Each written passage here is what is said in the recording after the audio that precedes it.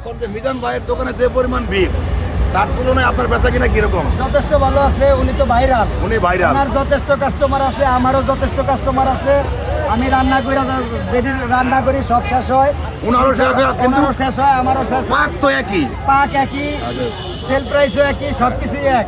আপনাদের রান্না বাড়ার ভিতরে কোনো আলাদা কোনো ডিফারেন্ট আছে? না, রান্না বাড়া কোনো আলাদা নাই। ও লার্কি রান্তাছে, আমি ও লার্কি রান্তাছি। কারণ উনি ভাইরাল হয়ে গেছে, বাবা বিলে দিকে উনি ভাইরাল হয়ে গেছে। আসলে ওই যে আপনাদের শুনছিলেন যে ওই যে প্লেট মামাতো ভাই, আসলে মামাতো ভাই না, বন্ধু। মিজান ভাইয়ের মামাতো ভাই, একসাথে চলাফেরা করছে, বন্ধু। মানে মামাতো ভাই শুনছেন ভুল কথা, অরিজিনাল হচ্ছে বন্ধু, ঠিক আছে? বিলে দিকে বাবা দিন। হ্যাঁ, ওই পাশে হচ্ছে কি মিজান ভাইয়ের দোকান, এটা হচ্ছে তার বন্ধুর দোকান। বন্ধুর দোকানে প্রচুর পরিমাণ ভিড়, ঠিক আছে? গোস লয়ে লয়ে খান যত করছি। আমাদের এখানে যত খুশি অত ইলা, আমাদের কাস্টমার সার্ভিস আছে, লোকজন আছে, যতবার লইতে পারে, দিয়ে সমস্যা নেই। গোস এক পিস। গোস এক পিস 100 টাকা। 100 টাকা। ধন্যবাদ। সবজি দিয়ে